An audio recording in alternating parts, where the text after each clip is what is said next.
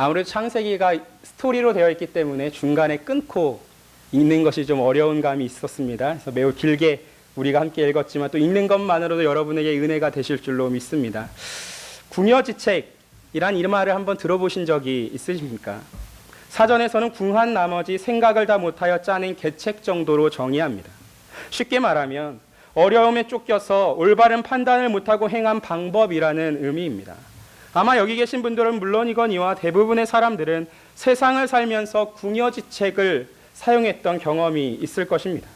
왜냐하면 우리의 삶은 평탄한 길보다는 구불거리는 길이기 때문입니다. 그러나 문제는 이런 어려움들을 해결할 수 있겠다 싶었던 방법들이 대다수는 성공이 아니라 실패로 드러날 때가 많이 있다는 것이죠. 상황은 도리어 풀리지 않고 그나마 사용한 방법마저도 꺾어였을 때 사람들은 보통 어떤 모습을 보여주겠습니까?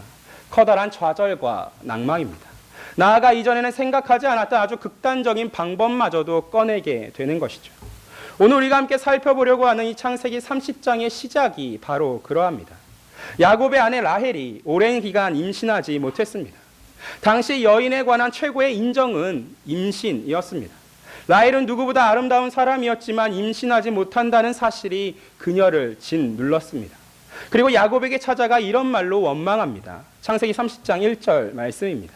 라헬이 자기가 야곱에게서 아들을 낳지 못함을 보고 그의 언니를 시기하여 야곱에게 이르되 내게 자식을 낳게 하라. 그렇지 아니하면 내가 죽겠노라. 자신과 다르게 야곱의 자녀를 낳는 이 레아를 보면서 라헬은 질투심이 가득했습니다. 남편의 사랑이 자신을 향해 있음을 알았지만 그녀는 만족할 수 없었습니다. 그래서 어린아이의 생떼와 같은 말로 지금 야곱을 괴롭혔습니다. 내가 아이를 낳을 수 있도록 당신이 좀 힘 좀 써봐라. 그렇지 않으면 확 죽어버릴 거야. 이게 도대체 무슨 말도 안 되는 요구일까요? 만약 여러분이 야곱이라면 이 말에 어떤 반응을 보이겠습니까? 헬스장을 찾아가서 운동이라도 하시겠습니까?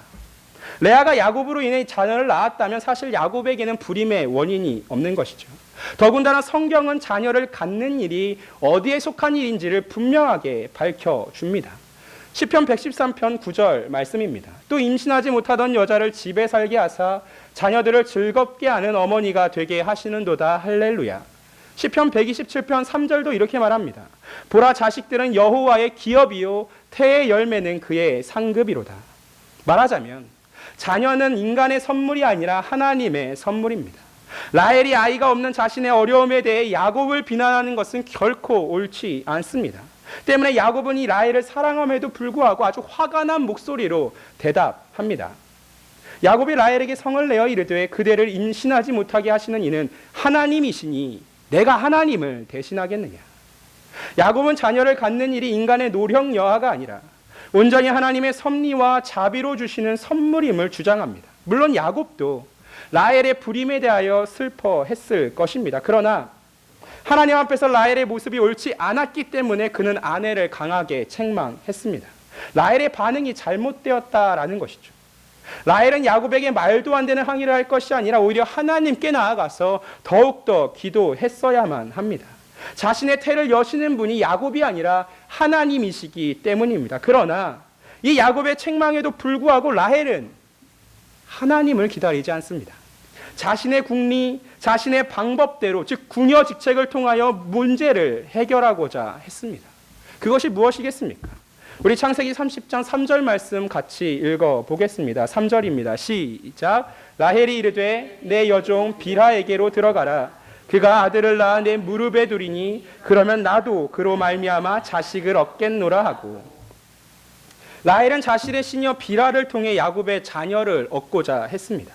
당시의 문화로 여주인의 종이 낳은 자녀는 여주인의 아이로 입양되었습니다. 그래서 빌하가 낳은 자녀들의 이름을 모두 라헬이 지어줌을 성경을 통해 보게 됩니다. 입양을 통해 얻은 자신의 자녀이기 때문이죠. 그리고 여기까지 보게 되면 라헬이 사용한 궁여지책은 성공한 듯이 보입니다. 그러나 시간이 지날수록 그녀의 유쾌함과 기쁨도 사라지고 있습니다. 라헬과 레아의 자녀 경쟁으로 인해 야곱의 아내가 된 빌하와 실바, 그리고 이 네 명의 아내들을 통해 얻은 자녀들 사이에 불화와 시기와 미움이 끊임없이 생겨났기 때문입니다. 만약 여러분의 가정 안에 평안과 행복보다는 이러한 시기와 다툼이 계속된다고 한다면 그보다 불쾌한 것이 어디 있겠습니까? 그리고 이런 불쾌함이 발생한 원인이 무엇이었습니까? 라헬이 자신의 방법으로 문제를 해결하고자 한 것입니다. 그녀가 진실로 하나님을 따르는 신자였다면 아무리 자신의 상황이 공공하다 할지라도 또한 세상이 인정해주는 방법을 사용했다 할지라도 사실은 라헬은 하나님을 의지했어야만 합니다. 그리고 저와 여러분 모두 어려움 앞에서 이러한 궁여지책이 아니라 하나님을 따르는 일이 가장 확실한 구원이 된다는 사실을 잘 알고 있습니다. 하지만 실제로 저와 여러분의 현실에 어려움이 닥쳤을 때 하나님을 따르는 일이 쉬우십니까? 아마 그리 녹록하지 않을 것입니다. 어쩌면 지금도 여러 가지 어려움 속에서 어떻게 해야 하나 고민하시는 분도 계실 것입니다. 그리고 이때의 하나님은 우리가 방금 읽었던 30장의 나머지 본문 바로 야곱의 이야기를 통하여서 우리에게 이렇게 해야 한다고 말씀하고 계십니다. 나의 의가 내 대답이 되리이다. 삶의 공공함은 라헬만이 아니라 야곱에게도 찾아왔습니다. 다시 말하면 누구에게나 어려움은 찾아오기 마련입니다. 하나님의 은혜로 라헬이 요셉을 낳았을 때 드디어 야곱은 고향으로 돌아가겠다는 결심을 합니다. 어떤 목회자는 야곱이 자녀를 낳지 못한 라헬이 고향에서 무시를 당할까 봐 그동안 돌아가지 않았다라고 해석합니다. 아내를 향한 이 야곱의 세심한 사랑과 배려가 보이는 아주 로맨틱한 해석입니다. 저 역시 로맨틱한 사람이기 때문에 이 해석이 크게 틀렸다고 생각하지는 않습니다. 그렇지만 야곱이 돌아가고자 했던 제일 큰 이유는 다른 어떤 것이 아니라 하나님의 약속입니다. 단순히 가나안 땅에서 태어났으니까 그것이 나의 고향이니까 돌아가겠다라는 의미가 아닙니다. 어차피 아브라함으로부터 시작하여 지금 야곱까지 고향이라 언급하기 어려운 이유는 사실 그들이 방황하며 떠도는 유목민이었기 때문입니다. 따라서 야곱이 지금 돌아가겠다 하는 이유는 가나안 땅을 자신의 소유라고 말씀해 주신 하나님의 약속을 붙들었기 때문입니다. 더하여서 야곱이 지난날 라반과 맺었던 14년의 결혼 계약도 때마침 끝났기 때문이죠. 야곱의 입장에서는 지금 확실하게 돌아갈 때가 된 것입니다. 그래서 라반을 찾아가서 야곱은 이렇게 이야기합니다. 우리 25절, 26절 말씀 같이 읽겠습니다. 시작. 라헬이 요셉을 낳았을 때에 야곱이 라반에게 이르되 나를 벌려 내 고향 내 땅으로 가게 하시되 내가 외삼촌에게서 일하고 얻은 처자를 내게 주시어 나로 가게 하소서. 내가 외삼촌에게 한 일은 외삼촌이 아시나이다. 밧단 아람을 떠나야 하는 모든 조건이 충족되었기에 야곱은 라반에게 아주 당당하게 요구합니다. 돌아가겠습니다. 여기서 라반이 좋아 잘 가시게 라고 말하면 이런저런 선물들과 재물을 또한 나누어 주었다면 야곱에게 있어서 완벽한 해피 엔딩입니다. 하지만 삶이 그렇게 쉽게 흘러가지 않는 게 문제이죠. 돌아간다라고 말하니까 당장의 어려움이 생겼습니다. 라반은 하나님이 자신에게 복을 주셨는데 그 통로가 야곱임을 알고 있었습니다. 라반에게 있어 야곱은 황금알을 낳는 거위인 것이죠. 그래서 야곱을 절대 놓치고 싶지 않았습니다. 그래서 라반의 대답은 이렇습니다. 27절 28절 말씀입니다. 라반이 그에게 이르되 여호와께서 너로 말미암아 내게 복 주신 줄을 내가 깨달았노니 내가 나를 사랑스럽게 여기거든 그대로 있으라. 또 이르되 내 품삯을 정하라. 내가 그것을 주리라. 돌아가겠다는 야곱에게 지금 라반은 상식에 벗어난 대답을 합니다. 라반은 14년간 자신을 위해 종처럼 일한 야곱에게 그 어떤 품삯도 주지 않았습니다. 아마 결혼 계약을 기반으로 레와 라헬을 품삯으로 주겠다라는 그 계약을 기반으로 자신이 품삯을 주지 않은 이유를 방어했을지도 모릅니다. 그래서 말로는 내가 나를 사랑스럽게 여기거든 이라고 표현합니다. 마치 자신보다 야곱이 윗사람인 것처럼 아부를 떨고 있는 것이죠. 하지만 라반은 아주 인색한 사람이었습니다. 야곱으로 인하여 부유함을 얻었음에도 불구하고 절대로 야곱에게 정당한 품삯을 지불할 생각은 추호도 없습니다. 14년간 마음껏 부려먹고 그리고 돌아간다니까 이제서야 품삯을 정하라고 말하고 있는 것이죠. 이게 무슨 의미겠습니까? 야곱 네가 빈털터리로 돌아가도 나는 상관은 없었는데 그래도 네가 여기서 일하면서 날 조금만 더 부유하게 만들어 준다고 하면 내가 그거에서 조금은 챙겨줄 수 있어 라는 이야기죠. 야곱이 사위라고 이렇게 대접하는 것이라 한 발 양보한다 할지라도 야곱의 아내와 자녀들은 라반 자신의 자녀들이자 손주들이었습니다. 도대체 어떤 아버지가, 어떤 할아버지가 자신의 딸들과 자신의 손주들에게 이렇게 냉정하게 행동할 수 있겠습니까? 그가 가진 욕심의 크기가 얼마만큼인지 상상이 가지 않는 표현들을 하고 있는 것이죠. 야곱이 참으면 참을수록 지금 라반의 행포는 더욱더 심해지고 있고, 또한 야곱의 것들을 더욱더 멋대로 착취하고 있는 것입니다. 그런데 우리가 살아가는 세상도 이와 다르지 않습니다.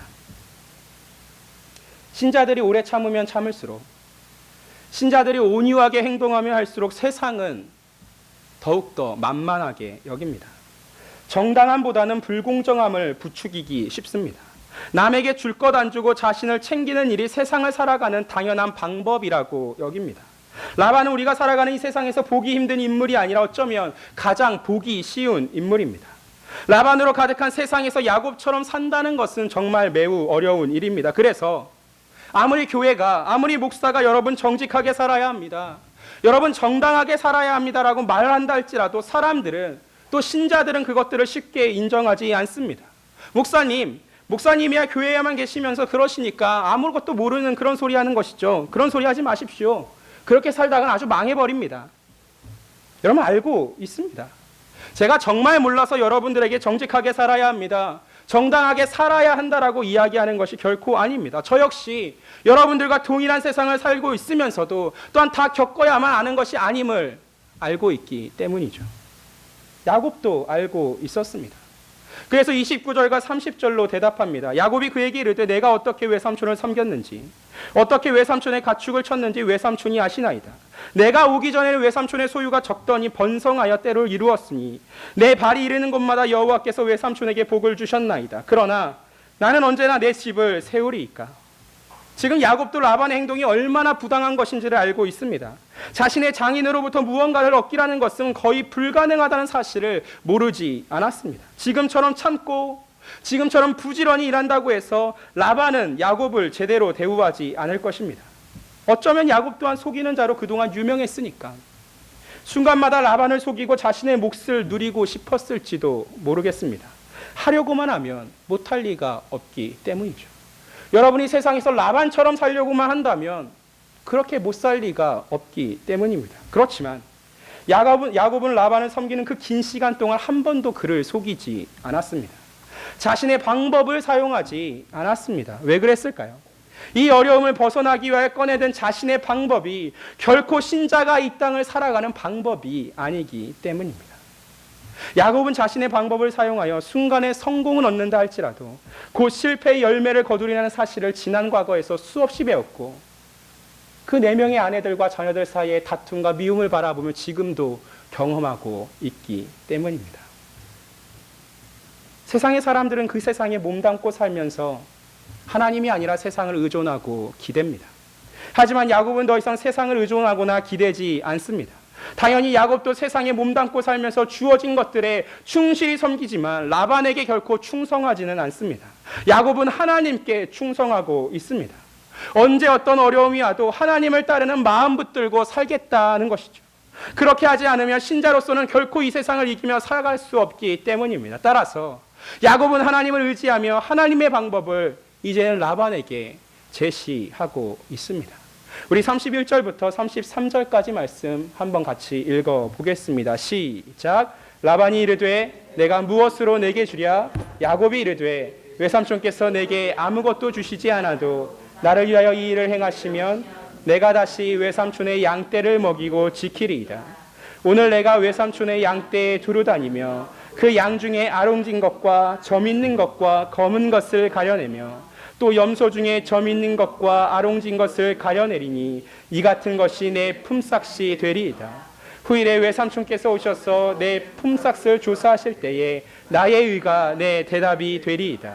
내게 혹시 염소 중 아롱지지 아니한 것이나 점이 없는 것이나 양 중에 검지 아니한 것이 있거든 다 도둑질한 것으로 인정하소서. 야곱은 라반에게 아무것도 주지 않아도 괜찮습니다 라고 말합니다. 그동안에 일한 것에 대해 퇴직금을 받고 싶지도 않고 다시 계약하고 일해도 라반이 챙겨주지 않아도 된다는 의미입니다. 14년간 당한 일이 있으니까 계약 조건을 따지면 또 라반이 말을 바꿀까는 의심도 있었을 것입니다. 그래서 야곱은 이상한 조건을 먼저 내건 것이죠. 양 중에 아롱진 것, 점 있는 것, 검은 것, 또한 염소 중에 점 있는 것, 아롱진 것이 나의 품삯입니다. 양치기로서는 가장 낮은 조건, 가장 불리한 조건을 제시하는 것이죠. 야곱은 도무지 이해하기 어려운 방법을 사용하고 있습니다. 안 그래도 가장 불리한 자리에 있으면서 가장 불리한 조건으로 지금 라반과 계약합니다. 그런데 이것이 세상을 살아가는 신자의 방법입니다. 제일 불리하고 제일 열악한 조건을 선택하는 것이 하나님이 우리에게 주신 방법이라는 말입니다. 고대 근동지방의 양은 주로 흰색입니다. 그리고 염소는 검은색이었습니다. 이들 중 야곱이 제시한 조건의 양과 염소는 거의 없었습니다. 아마 라반으로서는 쌍수 들고 환영할 일인 것이죠. 그렇지 않아도 품삯 주는 일이 배 아팠는데 야곱 스스로 멍청한 조건을 제시하고 있으니까 거절할 이유가 없었습니다. 우리 또한 어쩌면 야곱을 바보라고 생각할지 모릅니다. 최대한 계산해서 유리하고 빠르고 쉽고 잘 되는 방법을 찾아야 한다고 생각하기 때문입니다. 그렇지만 신자는 절대 그러한 방법을 사용하지 않습니다. 제일 불리한 방법을 선택하고 사는 것. 그래서 할 수 있으면 사람에게 엮이지 않고 하나님께 의지하고 하나님 앞에서 최선을 다해 사는 것이 신자의 방법입니다. 신자가 세상이 감당하지 못하는 존재가 되는 방법은 이것 외에는 아무것도 없습니다. 제 아무리 스스로 애쓰고 용을 써서 유리한 조건을 다른 채 자신의 방법대로 한다 해도 실패하는 이유가 바로 여기에 있습니다. 세상을 거스르고 세상을 뒤집어내는 진짜 능력이 어디에 있는지를 놓치며 살고 있기 때문이죠. 사랑하는 성도 여러분, 신자는 불리한 것을 선택하며 사는 존재입니다. 신자는 세상에서 약삭빠르게 유익한 것을 선택하지 않습니다. 마치 라반처럼 우리의 등골들을 다 빼먹으려는 그 세상 앞에서 아무리 바보 같아도 불리한 것을 제시하며 살 수 있어야 합니다. 그 이유가 무엇이겠습니까? 가장 불리하고 작은 것을 선택했을 때 우리의 삶이 진짜 어떻게 될 수 있는지를 경험해야만 세상에서 신자로 살아가는 힘을 얻을 수 있기 때문입니다.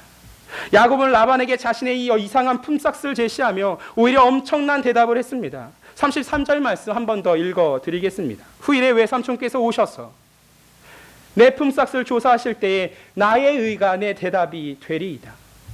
내게 혹시 염소 중 아롱지지 아니한 것이나 점이 없는 것이나 양 중에 검지 아니한 것이 있거든 다 도둑질한 것으로 인정하소서. 지금 야곱은 나의 의가 내 대답이 되리이다라는 말씀을 통하여 자신의 품삯이 결코 잘못되지 아니라는 사실을 확신하고 있습니다. 이전처럼 속임수를 쓰려 했다면 결코 이렇게 말하지 못했을 것입니다. 라반도 거절하지 않을 만큼 적게 받겠다고 말하면서도 그가 이렇게 확신을 가지고 자신 있게 말할 수 있는 이유가 무엇이겠습니까? 이제는 앞으로 받게 될 그 모든 품삯의 모든 결과가 하나님께 맡긴다는 그 믿음이 야곱에게 있었기 때문입니다. 그러므로 야곱은 라반을 속일 이유가 없었습니다. 자신의 방법을 사용할 이유가 없었습니다. 하나님이 신자에게 오늘날 기대하는 모습이 바로 이것입니다. 라반처럼 속이지 않고 라반처럼 속지 않고 영악하게 사는 것이 아닙니다. 서로 함께 자신의 방법을 사용하며 서로 함께 똑같은 방법을 통하여서 상대방을 이기려고 사는 것이 아닙니다.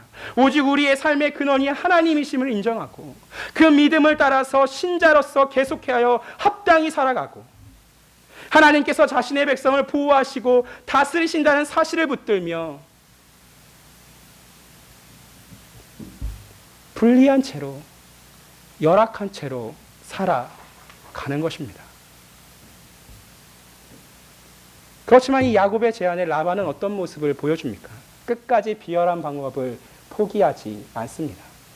자기의 아들들에게 야곱이 걸었던 조건의 양과 염소를 맡기고 야곱에게는 단색의 흰과 검은색 염소를 주었습니다. 그리고 서로의 거리를 3일이나 걸리는 거리만큼 떼어 놓습니다. 야곱에게는 결코 내가 품삯을 주지 않겠다는 의도를 아주 적나라하게 보여주는 것입니다. 이런 모습을 볼 때마다 사실은 우리도 라반과 똑같은 방법을 사용하고 싶다거나 라반을 적당히 상대하면서 타협하고 싶은 마음이 슬며시 올라올 때가 있습니다. 그리고 그럴 때마다 우리는 이렇게 이야기해야 합니다. 나의 의가 내 대답이 되리이다. 삶에서 부당한 대우를 받았다고 어려움을 맞이했다고 세상의 방법, 자신의 방법으로 맞서서는 안 됩니다. 왜냐하면 우리 주 그리스도 예수께서도 이 땅에서 십자가를 지셨기 때문입니다. 그분이 이 땅에 오셔서 그 수많은 고난 가운데 그 고난의 길을 걸어가시면서도 하나님의 능력을 사용하지 않으셨고 하늘의 군사를 사용하여 이 땅을 정복하지 않으셨습니다. 오로지 성부 하나님께서 허락하신 그 방법 가운데 하나님의 뜻과 하나님의 능력과 하나님의 구원이 이 땅에 온전히 드러날 수 있도록 순종하며 살으셨습니다. 그러므로 여러분도 진실로 신자라면 이 현실 속에 어려움이 있을 때 꺼내들고자 하는 궁여지책들은 다시 잘 갈무리하여 넣어 두시기를 바랍니다. 신자는 자신의 방법이 아니라 하나님의 방법을 사용하는 사람입니다. 아무것도 시도하지 말고 가만히 있으라는 뜻으로 오해하지 않으시기를 바랍니다. 우리의 어려움은 하나님이 모르시지 않다는 것입니다. 야곱은 라반에게 받은 단색의 양들을 가지고 얼룩덜룩한 것과 점이 있고 아론직 양을 낳도록 만들었습니다. 물론 과학적으로 절대 말이 안 되는 방법입니다. 그래서 어떤 신학자는 야곱이 당시에 유행하던 주술을 사용했다라고도 해석합니다. 하지만 야곱은 자신이 사용한 방법, 그 모든 것들이 하나님의 은혜였다라고 고백했습니다. 우리 말씀 한번 찾겠습니다. 창세기 31장 11절 12절 말씀입니다. 창세기 31장 11절부터 12절까지 말씀입니다. 함께 읽습니다. 시작. 꿈에 하나님의 사자가 내게 말씀하시기를 야곱아 하기로 내가 대답하기를 여기 있나이다 하매 이르시되 내 눈을 들어보라. 양떼를 탄 순양은 다 얼룩무늬 있는 것, 점 있는 것과 아롱진 것이니라. 라반이 내게 행한 모든 것을 내가 보았느니라. 여러분, 야곱이 라반에게 나의 의간의 대답이 되리이다 자신 있게 말할 수 있는 이유가 무엇입니까? 하나님을 의지하고 하나님의 방법을 행할 때 비로소 참된 삶의 구원을 맛볼 수 있는 그 믿음이 야곱에게 있었기 때문입니다. 그렇다면 여러분 또한 할 것은 단 한 가지뿐입니다. 그리고 이것에 대해 사도 바울은 로마서 12장 17절부터 21절 말씀으로 이렇게 기록해 놓았습니다. 아무에게도 악을 악으로 갚지 말고 모든 사람 앞에서 선한 일을 도모하라. 할 수 있거든 너희로서는 모든 사람과 더불어 화목하라. 내 사랑하는 자들과 너희가 친히 원수를 갚지 말고 하나님의 진노하심에 맡기라. 기록되었으되 원수 갚는 것이 내게 있으니 내가 갚으리라고 주께서 말씀하시니라. 내 원수가 줄이거든 먹이고 목마르거든 마시게 하라. 그리함으로 내가 숯불을 그 머리에 쌓아 놓으리라. 악에게 지지 말고 손으로 악을 이기라. 여러분의 현실이 어렵고 억울해서 그래서 나도 상대방처럼 협박도 하고 싶고 똑같은 방법으로 대갚아주고 싶으십니까? 그러나 그것이 하나님의 방법이 아님을 알아서 오늘도 여전히 여러분의 심령에 힘이 들고 부대끼고 괴로우심이 있으십니까? 그런데 사랑하는 여러분, 그 힘듦이 있고 괴로움이 있고 부대낌이 있어야 진짜 신자입니다. 하나님의 방법대로 산다는 것이 쉽지 않습니다. 하지만 그 방법대로 살아야만 합니다. 하나님이 주신 말씀대로 살아내야 합니다. 한 번씩 내 방식대로 하면 쉬울 것 같은데, 내 방식대로 하면 빠를 것 같은데, 내 방법대로 하면 잘 될 것 같은데 쉽겠지만 이거 결코 아닙니다. 야곱의 품삯을 돌려주신 분은 야곱 자신이 아니라 하나님이심을 기억하시기를 소망합니다. 불리한 방법, 약한 방법, 안 되는 것 같은 방법을 선택하시기를 소망합니다. 그리고 그 방법들을 통하여 하나님의 구원하시는 놀라운 능력을 경험하게 될 것입니다. 야곱이 이 하나님의 방법대로 행해서 나의 의가 나의 대답이 되리이다는 이 확신의 결과를 통해 얻어낸 결과가 무엇이겠습니까? 우리 마지막으로 창세기 30장 43절 말씀 같이 읽어보겠습니다. 시작. 이에 그 사람이 매우 번창하여 양떼와 노비와 낙타와 나귀가 많았더라. 제가 여러분들에게 여러분 자신의 방법을 사용하지 말고 하나님의 방법을 사용하라 하고, 또 그렇게 하나님의 방법을 사용했을 때 야곱의 마지막 결과가 그 사람이 매우 번창하여 양떼와 노비와 낙타와 나귀가 많았더라 라는 이 결과를 보시면서 아마 여러분 모두 크게 만족하실 것입니다. 그래, 내가 아무리 어려워도 하나님의 방법대로 살아나면 하나님께서 나를 분명히 번창하게 하시고 나의 모든 억울함들을 갚아주시겠지. 야곱이 14년이나 속고 정당한 품삯을 주지 않은 그 야곱에게, 라반에게도 속임수 쓰지 않고 순수히 하나님 방법대로 일하다 보니까 라반의 혀를 제대로 찔렀음을 하나님이 오늘 보여주셨잖아. 근데 사랑하는 성도 여러분,